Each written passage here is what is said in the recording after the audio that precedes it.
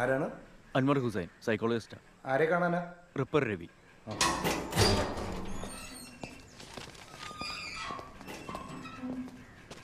Anwar Hussain sir പറഞ്ഞിട്ടുണ്ടായിരുന്നു. ആ.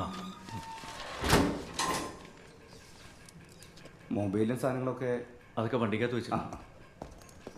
അന്ന സാറേ നമസ്കാരം. നല്ല വിശേഷം.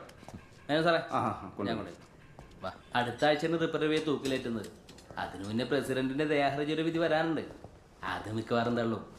14 കൊലപാതകങ്ങൾ ചെയ്തവനല്ലേ. അവനോട് അവസാനമായിട്ട് ആരോടെങ്കിലും സംസാരിക്കണമെന്ന് വെച്ചപ്പോൾ വേണ്ടെന്ന് പറഞ്ഞവനാ. പെട്ടെന്നാണ് സാറിനോട് സംസാരിക്കണമെന്ന് പറഞ്ഞു. സാർ എന്തിനാ സാറേ ഇവനോടൊക്കെ കൂട്ടുകൂടുന്നത്? പലതരം മാനസിക വിഭ്രാന്തികളുള്ളവർ നമ്മുടെ ക്ലയൻസ് അല്ലേ. കഴിഞ്ഞ 2-3 തവണ വന്നപ്പോഴും ഇയാൾ കാണാൻ കൂട്ടാക്കില്ല. ശരി, പ്രാവശ്യം സമ്മതിച്ചതിൻ്റെ ഭാഗ്യം. സാർ ഒരു കാര്യം, ആ വിസിറ്റിംഗ് റൂമിലേക്ക് ഇരുന്നു, ഞാനവനെ കൂട്ടിയിട്ട് വരാം. ശരി.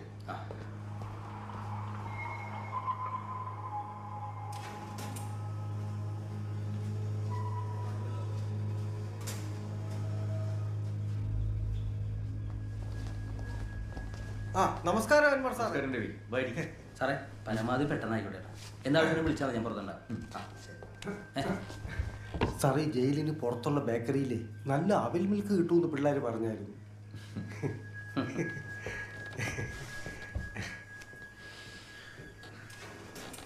എന്നെ ഏറ്റവും കൂടുതൽ തവണ ഈ ജയിലിൽ കാണാൻ വന്നിട്ടുള്ളത് സാറാ. അതുകൊണ്ടാണ് മേലോട്ട് പോകുന്നതിന് മുമ്പ് സാറിന് ഒരു ഉപകാരം ചെയ്യാമെന്ന് കരുതിയത്. എന്താ സാറിന് അറിയാനുള്ളത്?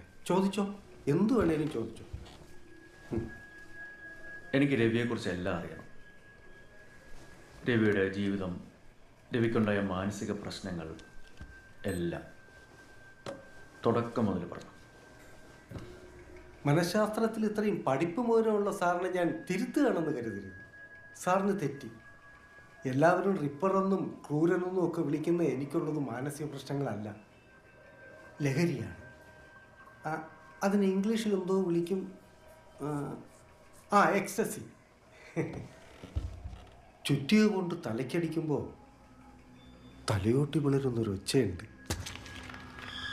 അതിൻ്റെ കൂടെ നാട്ടുകാരുടെ നിലവിളിയും കൂടി ആവുമ്പോൾ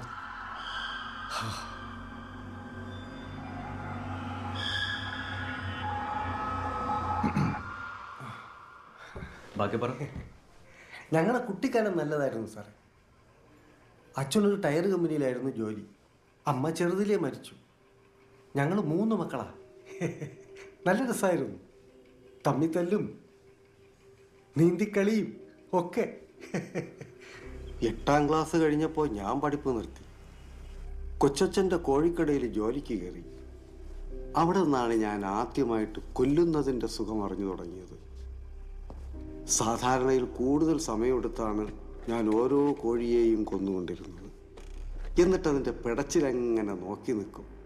പിന്നെ പിന്നെ എനിക്ക് ആ ലഹരി കോഴികളെ കൊല്ലുന്നതിൽ ഒതുങ്ങാതെ വന്നു. അങ്ങനെയാണ് ഞാൻ അടുത്ത ഘട്ടത്തിലേക്ക് കടന്നത്. Breathe in, breathe out, breathe in slowly, breathe out. Okay James, ഇതൊരു താൽക്കാലിക എമർജൻസി ടെക്നിക്കാണ്. അടുത്ത തവണ പാനിക് അറ്റാക്ക് വന്ന് പേടിച്ച് വരയ്ക്കുന്നതിന് മുമ്പ് ബ്രീത്ത് ഒന്ന് കൺട്രോൾ ചെയ്യുക. ഇതുപോലത്തെ ഒരു സാധാരണ കവർ എപ്പോഴും കയ്യിലുണ്ടാവണം. അതിലേക്ക് ഊതി ബ്രീത്തിൽ തന്നെ ഫോക്കസ് ചെയ്യുക. ഹാർട്ട് റേറ്റ് പതുക്കെ കുറഞ്ഞ് നോർമലാവും. പാനിക് അറ്റാക്കിലേക്ക് പോകാതെ ആങ്സൈറ്റിയെ നമുക്ക് അങ്ങനെ കൺട്രോൾ ചെയ്യാൻ പറ്റും. ആദ്യം കുറച്ച് ബുദ്ധിമുട്ടൊക്കെ ഉണ്ടാവും, അത് കാര്യമൊക്കെ ഉണ്ടാവും.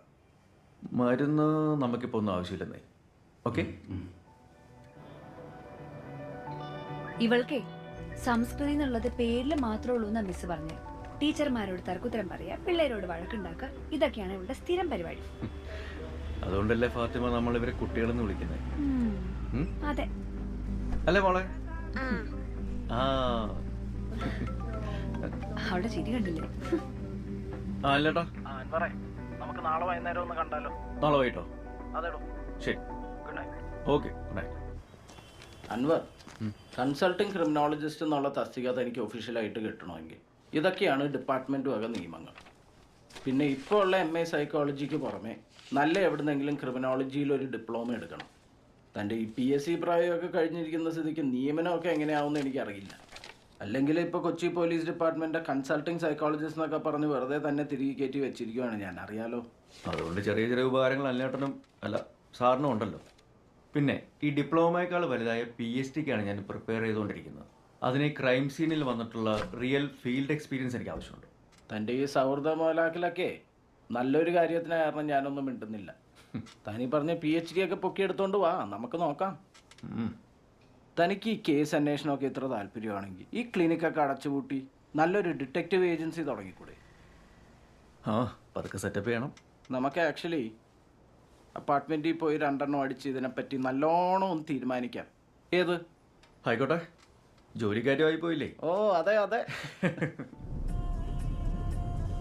പ്രൈവ ബ്രോ, ഏതെങ്കിലും കട കാണുകയാണെങ്കിൽ നടത്തണേ. ഒരു സേട്ട് വിളിക്കണം. വീട്ടിലെത്തിയാൽ പിന്നെ പൊണ്ടാട്ടി സമ്മതിക്കാലോ. അതെങ്ങനെയാ സാറേ? വീട്ടിൽ ഇരുന്ന് വലിച്ചാൽ വീട്ടുകാർ പിടിക്കും, പുറത്തിറങ്ങി എന്ന് വലിച്ചാലോ പോലീസുകാർ പിടിക്കും. പാവം സിഗരറ്റ് വലിക്കാരുടെ കാര്യം കഷ്ടാ സാറേ. എന്നാ ശ്വാസകോശം പോലും കരിഞ്ഞ സ്പോഞ്ച് പോലാക്കി നമ്മൾ കൊടുക്കുന്ന നീതിപ്പണം എല്ലാവർക്കും വേണമെന്നാണ്.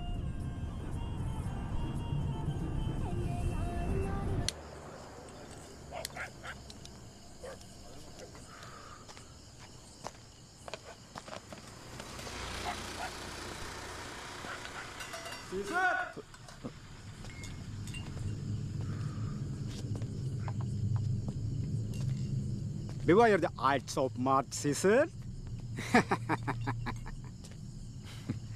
ആഹാ, അടിപൊളി ഇംഗ്ലീഷൊക്കെ ആണല്ലോ. Yes, yes. അതും ജൂലിയസ് സീസർ. Yeah. കാര്യം ചെയ്, ഒരു ചായ കുടിച്ചോ. Tomorrow. ഇന്ന് രാത്രി ശരിക്കും ഉറങ്ങിക്കോളൂ സീസർ. ഉടൻ തന്നെ നിങ്ങൾക്ക് നിങ്ങളുടെ ഉറക്കം നഷ്ടപ്പെടും. Your sleepless nights are coming.